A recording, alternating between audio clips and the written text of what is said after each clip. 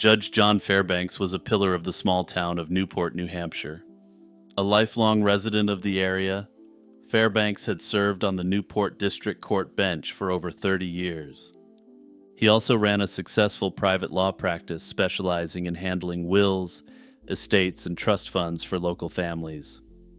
To neighbors and colleagues, he was known as honest and helpful, often assisting widows and overseeing the finances of those who trusted him implicitly. Beneath that respected image, however, Fairbanks was hiding a devastating secret. For years, he had been siphoning money from the very clients who relied on his integrity.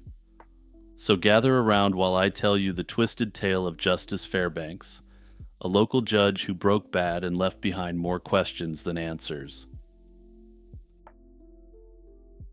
In August 1987, one of Fairbanks's longtime clients, Patricia Sawyer, entrusted him with her stock certificates as part of updating her will.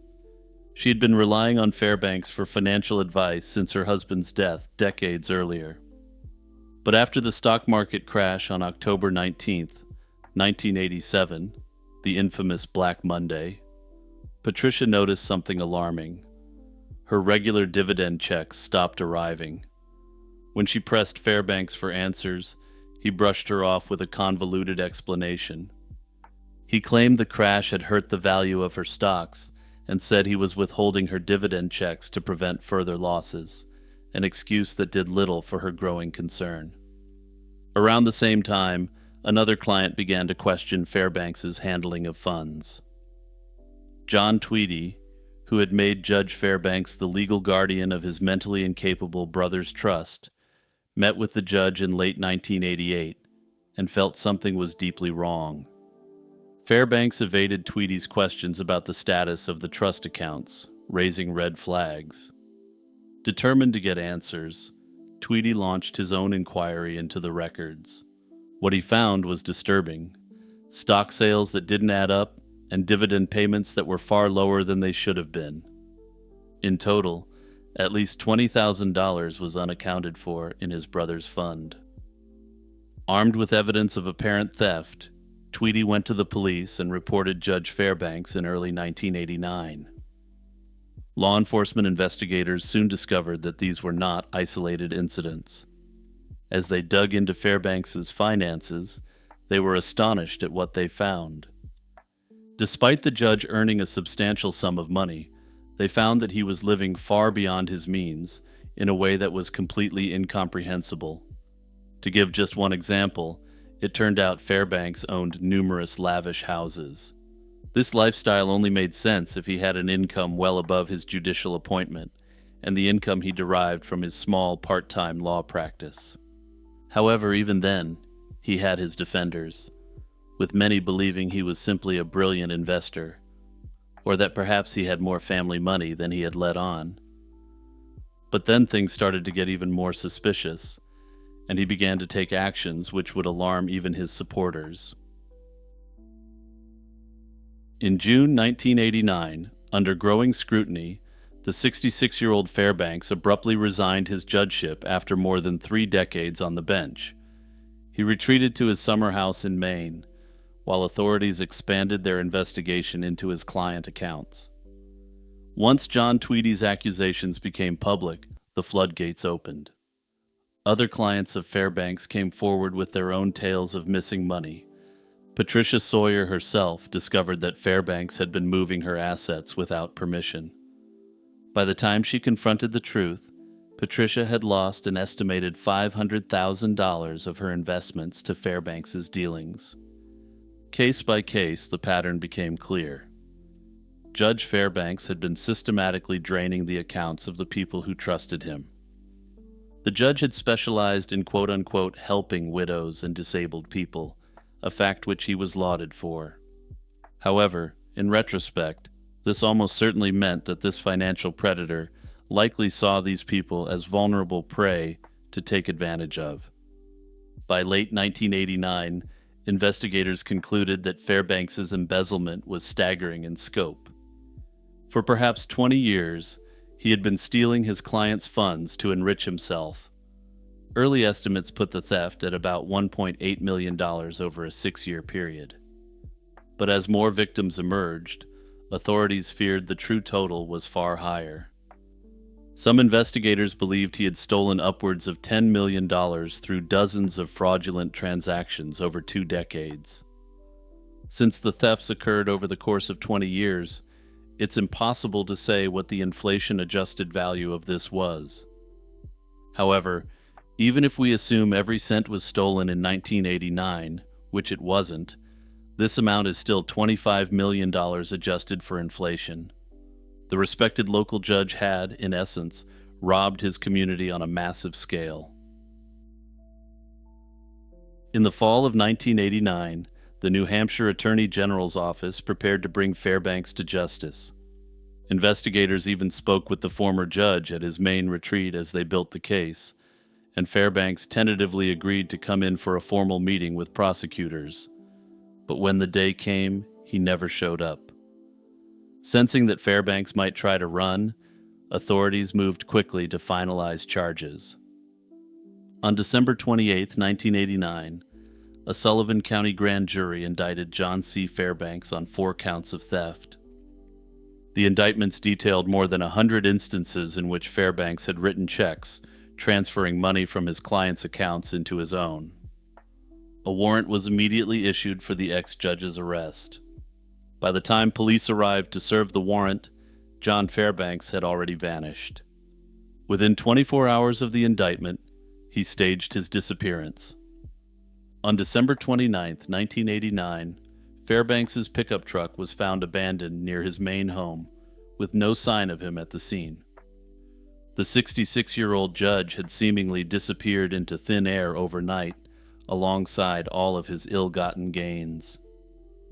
The sudden disappearance stunned both law enforcement and the community. Newport residents, already reeling from the revelations of Fairbanks's crimes, now had to absorb the shock that their former judge was officially a fugitive from justice. Fairbanks's flight from justice set off a massive investigation spanning multiple states and eventually multiple countries. New Hampshire authorities enlisted the help of federal agents as they chased leads on the missing judge. Early on, there were few solid clues. The case went cold for a time, a major setback for investigators who had worked for 2 years to build the fraud case only to have the suspect slip through their fingers. To generate new leads, law enforcement turned to the public and leveraged the audience of some of the most popular TV shows of the time. In 1991, Unsolved Mysteries featured the case, reenacting the judge's disappearance and asking viewers for tips. The following year, America's Most Wanted also spotlighted Fairbanks. These broadcasts yielded a flurry of calls and sightings, but none led to Fairbanks's capture. Privately, investigators suspected that Fairbanks had fled far beyond New England. With his knowledge of the legal system and access to untold amounts of wealth, he could have established a new identity with relative ease. One theory was that he might have crossed the nearby Canadian border soon after ditching his truck in Maine. However, if that was true, he managed to cover his tracks effectively. For years, every promising lead turned into another dead end. The search for the once respected judge became one of New Hampshire's most frustrating fugitive cases, and locals began to question if he would ever be brought to justice.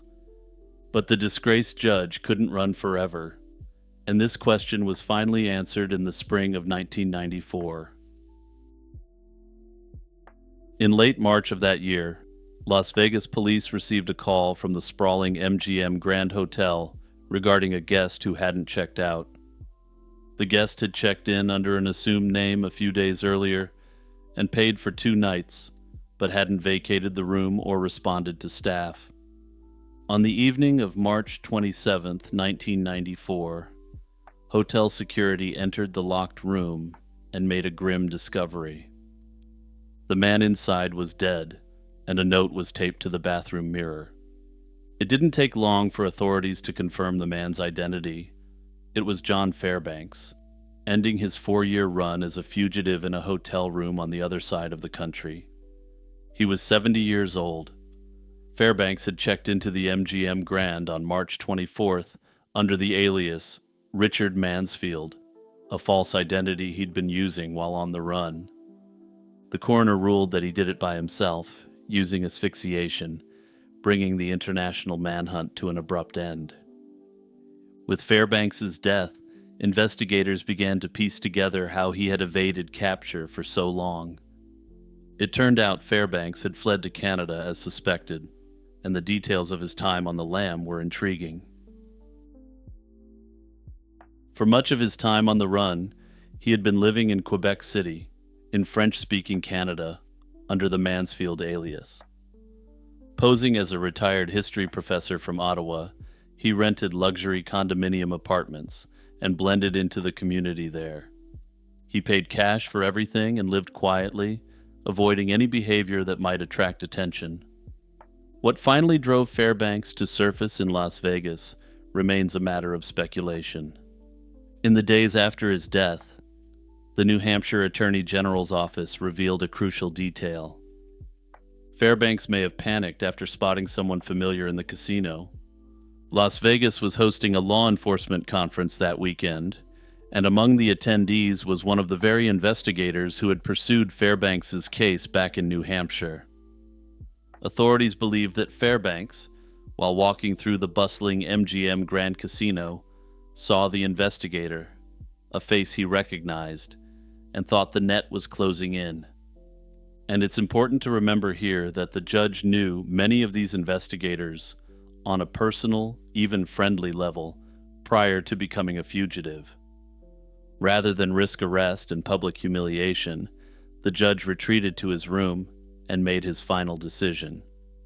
Interestingly, of course, the investigator wasn't there on account of the judge at all. It had all been a coincidence. Why the judge was visiting Vegas in the first place also remains an unsolved mystery. Many have questioned why a well-known fugitive who was living in hiding in Canada would have risked crossing the border at all. Even after Fairbanks himself was found, one enormous mystery remained unsolved. Where did all the money go? Investigators had traced roughly $1.8 million in thefts to the former judge, and suspected the true total could be several times that. Despite this, virtually none of the missing money was ever recovered. For Fairbanks's many victims, this was a cruel final twist. Elderly clients who had expected a secure retirement had little hope of regaining their lost savings. But what was perhaps even more sick is that many of his clients were disabled people who had that money held in trust for their care and well-being. In essence, this trusted judge stole what comfort these severely disabled individuals could have expected in their lives in what I can only describe as a disturbed act of a twisted mind. Many have speculated he may have taken out margin loans against the stolen money to invest further in the stock market. When the market crashed in 1987, any of his clients' funds that he had gambled on the market would have lost significant value, and he may have been subject to a margin call. This is when borrowed investments lose value and the broker requires extra cash to meet their requirements. Otherwise, the stocks will be sold at a massive loss. To cover those losses, he may have stolen even more, in a spiral that eventually collapsed under its own weight. In the end, investigators leaned toward a simple if frustrating theory. Fairbanks spent most of the money, and what he didn't spend, he lost using the stock market as a personal casino. Others speculate that Fairbanks's knowledge of estate planning and trusts could have enabled him to siphon client funds into a labyrinth of offshore entities. By establishing shell companies in jurisdictions with strict banking secrecy laws, say the Cayman Islands or Panama, he could have hidden assets beyond the reach of U.S. investigators. Setting up multi-layered corporate structures would have disguised the true owner of the accounts, making it exceedingly difficult for authorities to trace or repatriate any money. Given the era's limited cross-border cooperation, substantial sums might still lie undiscovered in such accounts. Still others believe that he had a significant gambling problem, which may explain why he risked the trip to Vegas despite being a wanted fugitive. Over many years, he may have been withdrawing from his clients' accounts to fund his gambling addiction, and then continued to withdraw more, believing he could cover these losses. When new money stopped flowing in due to the 1987 market crash, his entire scheme may have collapsed. Whatever the truth is, the whereabouts of the money stolen by Judge John Fairbanks will likely remain an unsolved mystery. In the early hours of May 4th, 2024, a quiet rural road in Lapeer County, Michigan, became the scene of a troubling mystery. A passing motorist on her way to work spotted a man lying in the southbound lane of Marathon Road, just west of Clam Road, in Oregon Township. Alarmed, she called 911, and sheriff's deputies arrived around 1:30 a.m. to find 26-year-old Morgan Carr unresponsive in the roadway. First responders attempted life-saving measures, but Morgan was pronounced dead at the scene. The location was only about a mile from his home, a dark stretch of road where one wouldn't expect to find a pedestrian at that hour. At first glance, authorities suspected a tragic hit-and-run accident, a driver who struck Morgan and fled, but the scene held puzzling clues that would soon cast doubt on that initial theory.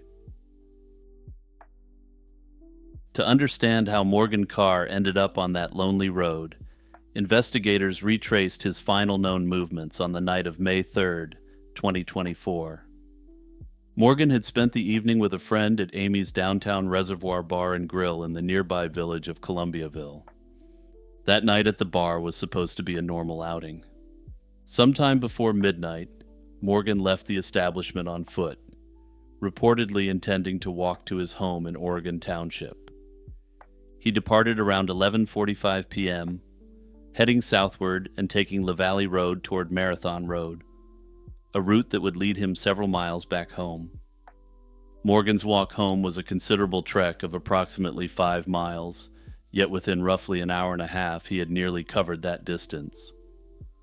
A witness later reported seeing a tall male figure believed to be Morgan walking along Marathon Road around 12:30 a.m. in the area south of Mount Morris Road. Sometime after that sighting, however, something went terribly wrong. By 1:30 a.m., Morgan was found lying in the road near the Oregon Township Hall, fatally injured.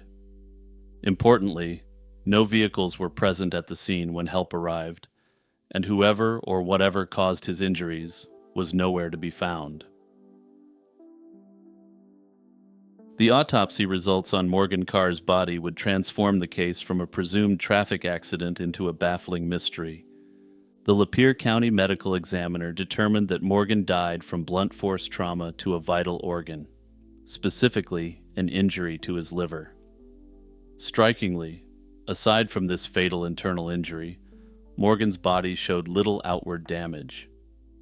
A detective noted that his injuries weren't consistent with a typical motor vehicle collision. His body was entirely intact, there were no broken bones and minimal obvious external injuries, and there was no blood at the scene. The absence of these indicators and the nature of the injury prompted authorities to rule the death suspicious rather than accidental. With the case now treated as a suspicious death, investigators embarked on a painstaking quest to piece together what happened during Morgan's final moments. Detectives interviewed those who saw Morgan that night and reviewed any available surveillance footage from the area. Using a combination of witness statements and video, police narrowed the window of his death. He was suspected to have died sometime between 12:30 a.m., when he was last likely seen alive, and around 1:30 a.m., when his body was discovered. One potential lead emerged in the form of a vehicle sighting. Around 1:14 a.m., a surveillance camera captured a pickup truck driving through the area near where Morgan was later found. Investigators have emphasized that they are keen to identify and speak with the driver of that pickup, viewing the individual as a possible witness or person of interest. As part of the investigation, authorities also looked into Morgan's activities prior to his walk. They learned that there had been a minor verbal disagreement at the bar that night, after which Morgan chose to leave on foot.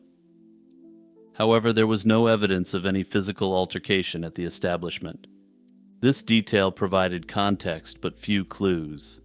The disagreement didn't appear to directly explain the fatal injury that occurred an hour or so later. Every aspect of Morgan's journey was scrutinized. The dark roads he walked, any passing cars, and anyone he might have encountered along the way. Yet, as weeks turned into months, the sheriff's department publicly acknowledged that the case remained unsolved and baffling.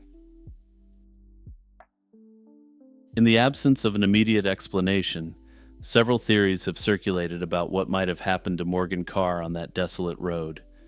I'm not going to run through the hit-and-run scenario again, but this does technically remain a possibility. However, the forensic evidence, or lack thereof, has largely discredited that scenario. Another theory, supported by Morgan's isolated injury, is that he could have been assaulted by an individual who delivered the acute rupture to his liver. A violent encounter with another person on the road, possibly someone he met after leaving the bar, could conceivably produce such an injury without obvious external wounds. Some have speculated whether Morgan might have accepted a short ride from someone or gotten into a vehicle, only to suffer an injury and be left on the roadside. That said, the lack of any external bruising still makes this highly unusual. No definitive evidence has emerged to confirm any specific chain of events, and authorities have not publicly named any suspects or potential persons responsible as of yet. Hey everyone, it's Jimmy here, just reminding you to like, subscribe, and hit the share button, and send this video to your friends. One of the world's most illustrious gemstones vanished without a trace in the aftermath of the tumultuous events of the early 20th century. The Florentine diamond, a magnificent yellow diamond once prized by European royalty, enjoyed centuries of prestige before its mysterious disappearance. Its saga spans opulent Renaissance courts and the fall of empires, culminating in a baffling mystery that has intrigued historians for over 100 years. In 1918, amid the chaos of a collapsing empire, this priceless gem simply vanished, and to this day, no one knows for certain what became of it. The Florentine diamond was an extraordinary stone by any measure. It weighed approximately 137 carats and was cut with 126 facets in an intricate double rose style, giving it a light yellow sparkle with a slight greenish tint. The early history of this jewel is deeply wrapped up in contradictory legends, but all versions of events end up with an extremely wealthy and powerful Italian family acquiring it. One story claims it belonged to Charles the Bold, Duke of Burgundy, and that he carried it with him into battle. Unfortunately for Charles, he fell at the Battle of Nancy in 1477, and according to the legend, a peasant scavenged the gem and sold it for virtually nothing. From there, the diamond found its way into the hands of the Fugger banking family, after which they're speculated to have gifted the diamond to the Medici family. Another tale suggests that the diamond arrived in Europe much later. In this version of events, a Portuguese colonial governor obtained a large yellow diamond from a local ruler in the 16th century and later sold it to the Medici family of Florence. Whatever its true origin, by the mid-17th century, the Florentine diamond was confirmed to be in Tuscany under the Medici. In 1657, a French jeweler wrote about seeing the impressive gem among the possessions of Grand Duke Ferdinando de' Medici. According to this French artisan, the Grand Duke's father, Cosimo II, had the diamond expertly cut and polished. After the Medici line died out in 1737, the Florentine diamond passed to the new rulers of Florence and then into the House of Habsburg. Francis of Lorraine, who became Holy Roman Emperor Francis I, had married Empress Maria Theresa of Austria, linking the Tuscan treasure to the Austrian imperial family. The gem was brought to Vienna and became one of the highlights of the Habsburg crown jewels on display at the Hofburg Palace. A contemporary report in 1848 described the Florentine diamond as the most splendid of the imperial gems and valued it at £100,000 at the time, an astronomical sum. The final known chapter of the Florentine diamond's known history began with the fall of the Habsburg monarchy. In late 1918, as the Austro-Hungarian Empire collapsed, Emperor Charles I fled into exile. The imperial family secretly took many crown jewels with them to Switzerland, including the famous Florentine diamond, hoping to keep these treasures safe. Then, at some point during this exile, the Florentine diamond vanished. The mysterious disappearance of the Florentine diamond has given rise to several theories about its fate. One prominent theory is that the exiled Habsburg family covertly sold the diamond to raise funds during their relatively impoverished years abroad. And relative poverty really is the key term here, since they still lived in extreme opulence even during these times.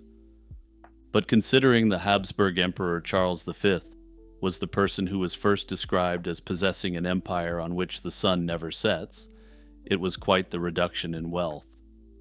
Given the stone's notoriety, proponents of this idea suggest it may have been cut into smaller gems first, so that the pieces could be sold discreetly without drawing attention. An alternative theory blames theft. Perhaps an opportunistic servant or associate stole the Florentine during the chaos of exile and fled with it overseas. Rumors indeed emerged that a supposedly loyal servant of the Habsburgs absconded with the giant yellow diamond and eventually sold it in South America. Some have even speculated that the jewel might have been lost in transit or used as a bribe during the family's escape, but such claims remain unverified. Notably, while the Habsburgs were in exile, both the Austrian and Italian governments claimed that they were the rightful owners of the diamond. The Austrian government claimed that the contents of the royal treasury were that of the Austrian state, and that the Habsburgs didn't have the right to take it. The Italians, for their part, argued that it should be returned to them on the basis that the Medicis once owned it. This Italian claim is a little bit unusual, given that the diamond was inherited by the Habsburgs after generations of intermarriage with the Medici family. However, all that is to say that the Habsburgs, at the low point of their power and influence, had two states which claimed their diamond. As such, and given that they weren't in the best financial state, it seems most likely that they either sold it or used it as collateral for a very large loan.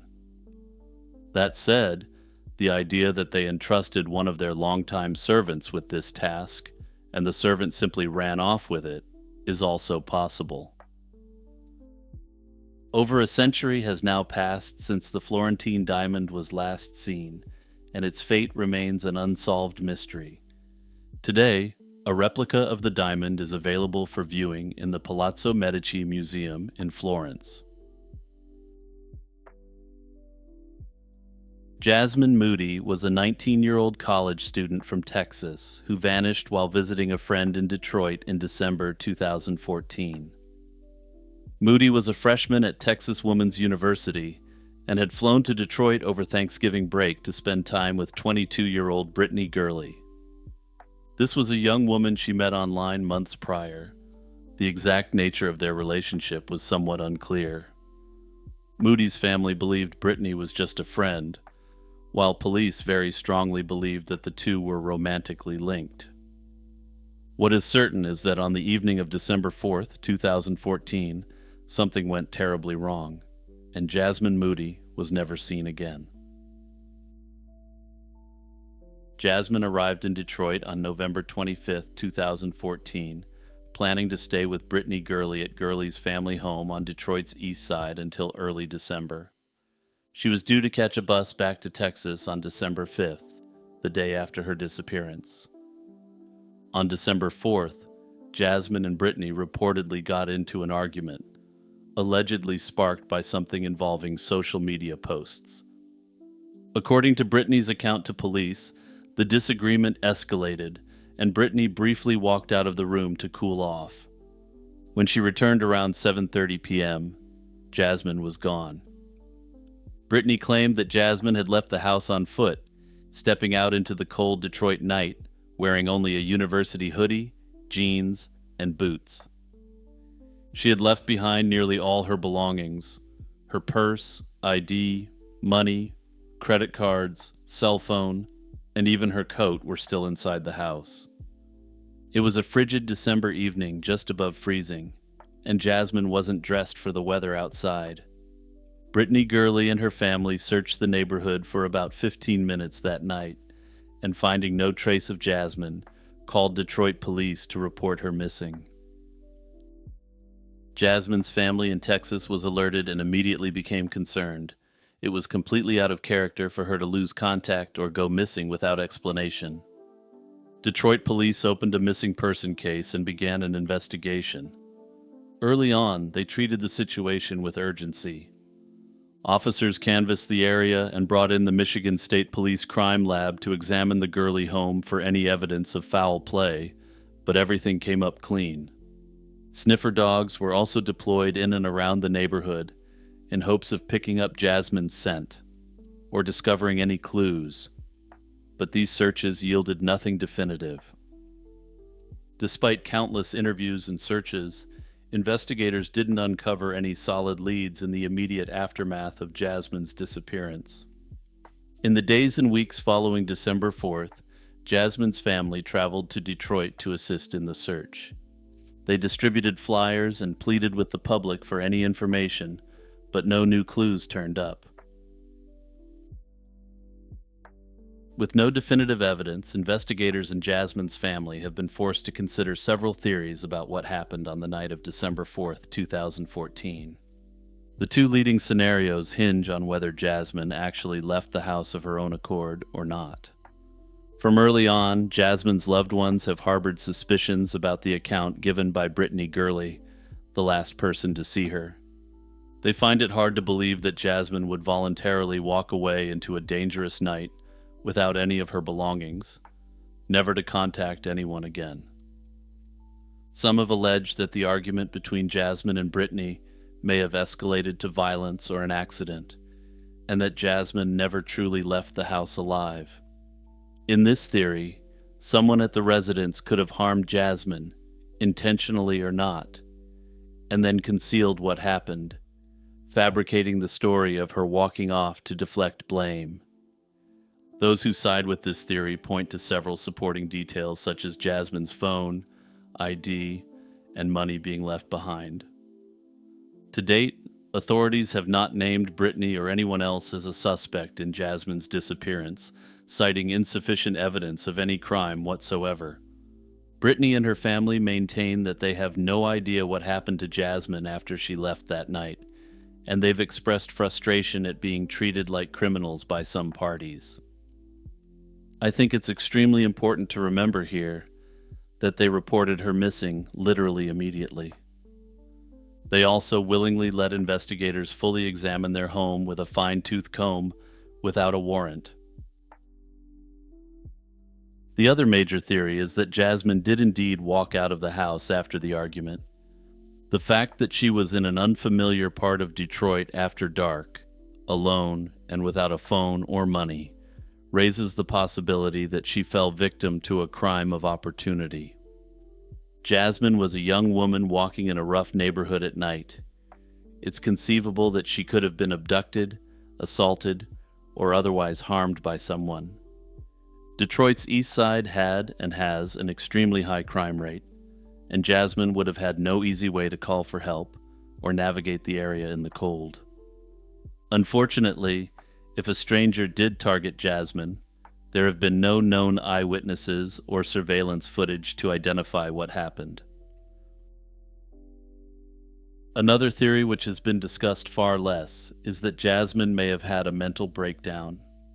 Perhaps the reality of her relationship going poorly, or not to plan, had serious mental health consequences. Notably, she was at the age where mental health issues can come out.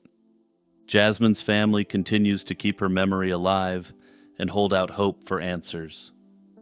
They've accepted the likelihood that Jasmine may no longer be alive, but they desperately seek to know how and why she disappeared, so that they can have closure. I suspect the best chance of this case being resolved is if a Jane Doe is tied to her family through genetic genealogy.